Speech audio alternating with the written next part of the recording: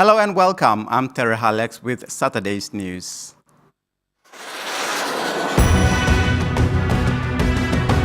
In this edition, Australia and PNG talk aid and refugee deal, pressing questions continue on spread of TB, and PNG coffee industry under quarantine. The Australian government is already doing enough in terms of aid, and the PNG government, with its share of challenges, is prioritizing areas to keep the country moving forward. This was Prime Minister Peter O'Neill's response to questions by the media to do with recent claims that PNG was seeking funding from Australia's federal budget. O'Neill met up with his Australian counterpart Malcolm Turnbull in Port Moresby today. Malcolm Turnbull arrived in Port Moresby last night on the Royal Australian Air Force aircraft. This is his first official visit to PNG. He was welcomed by Foreign Affairs Minister Ribing Pato, Special Events Minister Justin Juchenko, and City Governor Powes Pakop, Chief Secretary Isaac Lupari, and other protocol officers. This morning, Turnbull was up early after taking a chopper flight to Isurava along the Kokoda Track. He made his way to the iconic Bomana War Cemetery to pay his respects. Walking through the cemetery, he remembered those who fought for Australia 75 years ago. A lot of Papua New Guineans are sceptical as to why Mr. Turnbull has decided to visit the country now, especially when the 9th Parliament has ended and when the country is going into the elections. He met with Prime Minister Peter O'Neill afterwards at Airways Hotel, where they had bilateral talks. O'Neill thanked Australia for its assistance leading up to the elections. Papua New Guinea is going to an elections in a few days' time, a few weeks' time. Writs will be issued on April 20th. Australian government is supporting us in logistics and capacity building within the Electoral Commission. They will be also participating as international observers in our election process throughout many parts of our country. Our aim is to try and deliver a free and fair elections according to the people's will. The main agenda being whether PNG was interested in funding from Australia, to which O'Neill articulated that Australia has already done enough for PNG. The budgets were never cut. We simply cut all the non-priority areas. Projects that needed to be deferred has been deferred.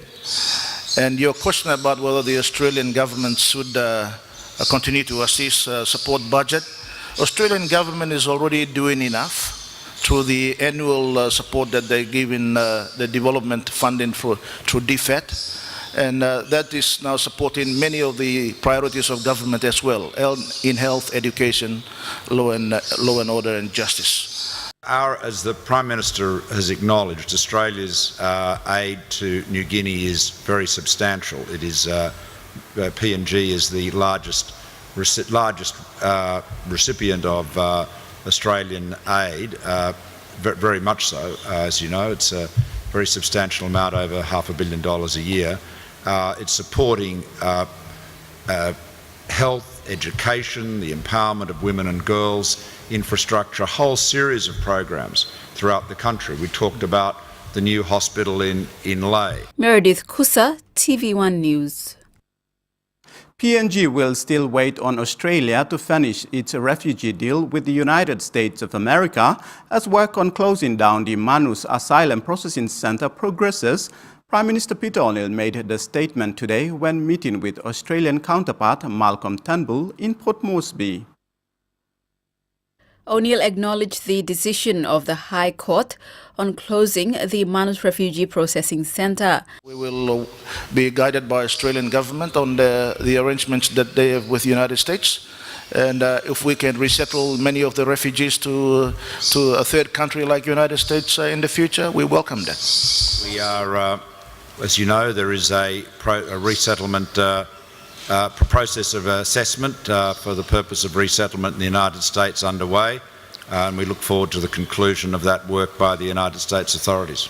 O'Neill said the country has already taken in a number of refugees, those with skills needed in the country. Refugees already been resettled in PNG.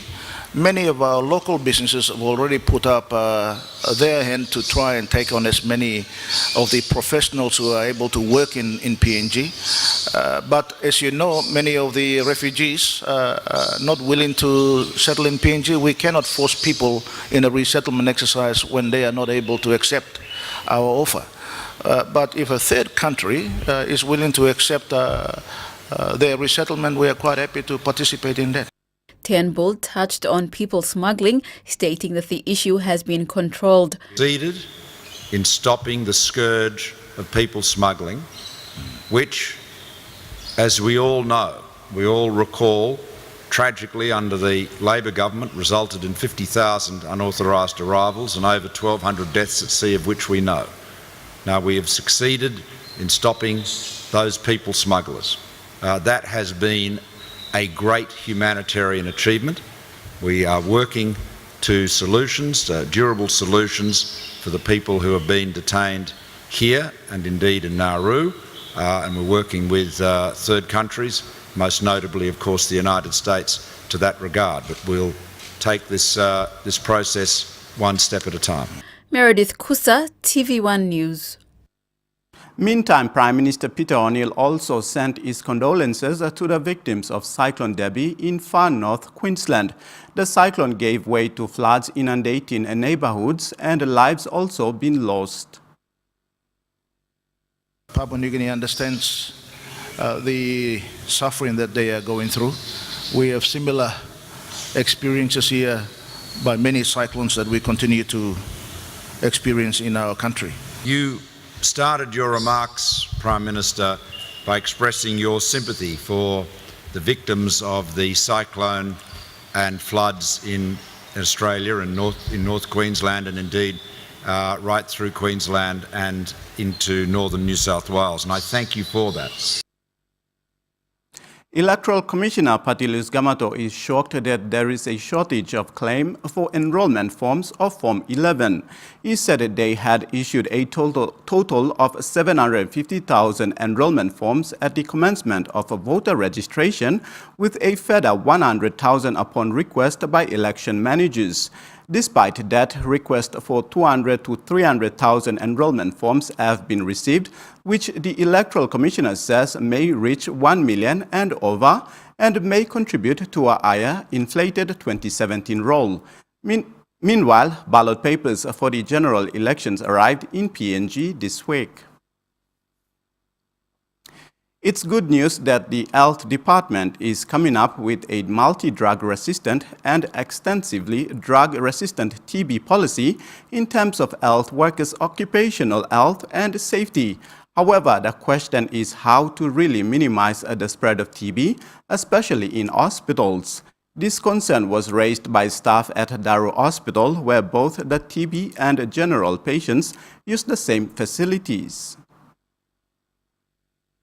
While TB wards have been separated, other services provided by Daru Hospital are not. The infrastructure and the confined spaces in wards, clinics and services like pathology, as I've repeated, dental, x-ray, pharmacy and outpatient, the others are fully utilized by also MDR, TB and other general illness. So the thing is that the general illness patients are also coming and utilizing the same services. So our concern is that where is the plan of segregating them? So they have a different settings. The multi-drug resistant MDR and the extensively drug-resistant TB, XDR being contagious with a 100% survival rate, the fear is its spread from undiagnosed patients. But it's not a threat to those who are treated and they're admitted in the ward, because once they are treated, there is no threat, a public threat for them. But we are also worried about those that are undiagnosed. Although the staff at the hospital are required to wear masks every day when on duty as a preventative measure, it can be stressful. Face mask is also causing a problem with the staff currently. Under the human rights, humans have the right to inhale oxygen freely and directly. However, the staff of Daru General Hospitals are forced to wear face masks as it is a mandatory standard to protect life. But it makes it worse when they have asthma. when they have running nose, flu. And wearing the mask for 8 to 12 hours is uncalled for. And we have realized that most of it, we breathe in more carbon dioxide and less oxygen. As a result, we have also others complaining with dizziness. Shamin Poreambe, TV1 News. Trekking mountains for 12 hours to access mobile coverage is now history for the people of TVWan. They are now connected to the digital mobile network following the successful launch of the telecommunications tower on Friday at the Elap main station in TVWan. While the rest of Papua New Guineans easily access the world of telecommunications in their homes, the people of TVWan for over many years have walked for miles just to make a phone call.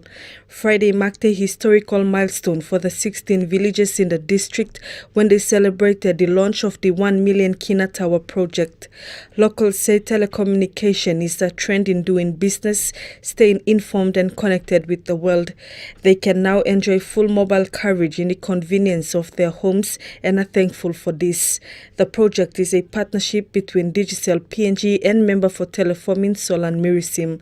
Caroline Ure, TV1 News. Executives of the Ella Gimbo Association gave their best wishes to the country's founding father and first Prime Minister Sir Michael Somare following his departure from politics. Chairman Damien Arabagali said the people of Ella owe it to Sir Michael for delivering to the people of Ella provincial status, a process which started back at 1974. Chairman Arabagali, flanked by his association secretary and members, said Sir Michael Somare, as the leader of the National Alliance and then ruling party in government, made Hela province a reality through the party's policies. This massive task was reignited through the initiative, through the commitment of the Grand Chief. We will never forget you, Grand Chief. Your National Alliance Party has set us free. Now we are free people. He said the process towards establishing Hela province started back in 1974 with former member for Koropa Lake Kopiago, the late Andrew Andagari Wabiria. But of all, the man that started the engine in there, put the motion into place was Honorable Alfred Kayabe when he co-founded the National Alliance Party. So we used to give due credit where it's due. Chairman Arabagali also expressed his apologies to Sir Michael for the treatment received during the launching of the Hela Transitional Authority in 2010, where disgruntled youths hurled stones at the guests, including the Grand Chief. Nonetheless, the association secretary expressed admiration for Sir Michael's leadership. And one of the things that I admire him in is he's a great listener. He listens. He listens to the wishes and the likeness of his people, more particularly the indigenous people of Papua New Guinea. Meantime, Chairman Arabagali will soon release a new book titled Hela Province, Story of My Life, which will illustrate the timeline of his life, including the political transition of the Hela region to provincial status. He hoped the book will give attribution to all those involved in making Hela province a reality, and this includes Grand Chief Sir Michael Somare and former MP for Komo Magarima and co-founder of the National Alliance Party, Alfred Kayabe. Salome Vincent, TV1 News. Ranked as the #1 cocoa in the Pacific region and one of the best quality cocoa in the world, the cocoa farmers of Lower Watut are more than driven rather than ever to increase their production in the next 5 years. Currently, the Lower Watut cocoa farmers produce over 3,000 tons of cocoa annually from 500 hectares of land. With support from various stakeholders, including the district and provincial government, they aim to increase farming to 3,000 hectares. 800 Lower Watut cocoa farmers make up the Lower Watut Farmers Cooperative Society. The cooperative society was formed in 2007. Although many were skeptical at first, they had to find another alternative to make money after the fall of the betel nut trade due to the destruction of the betel nut tree caused by a beetle. After this betel nut crisis, the farmers were really struggling to put money into their pocket and to sustain their livelihood. So since cocoa came into Lower Watut, it's now adding value to their life, improving family livelihoods. In 2015, samples of the cocoa were sent to parish friends for the International Cocoa Awards.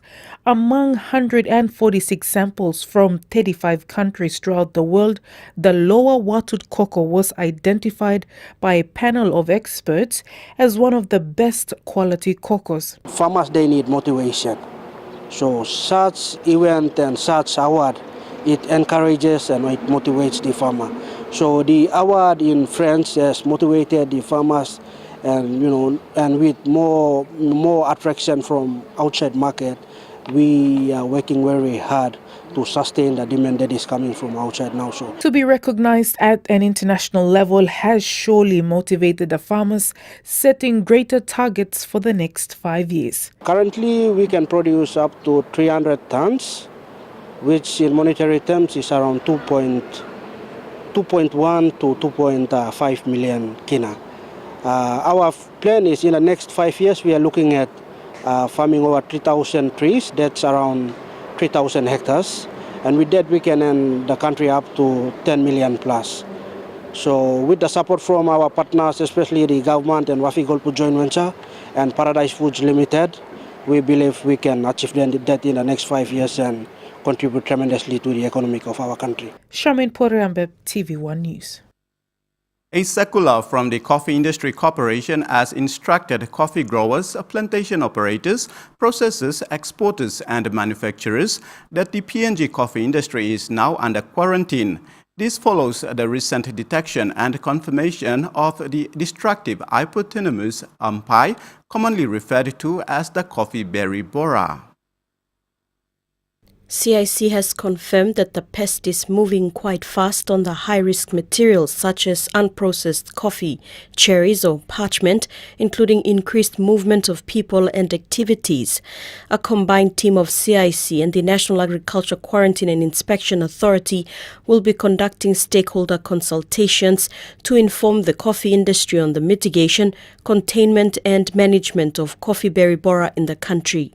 Meetings have started this week in Jiwaka and Simbu and will continue on April 10 and 12 in Eastern Highlands and Morbe provinces respectively.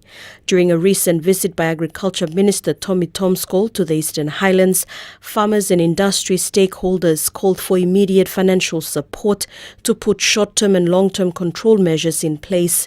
CIC Chief Executive Officer Charles Dambui said they have gone ahead with pruning infected coffee trees to control the spread and are closely monitoring the coffee traffic to prevent the trading of unprocessed cherries. Salome Vincent, TVWan News. This is TVWan News. We'll be back after the break with news making headlines overseas. Stay with us.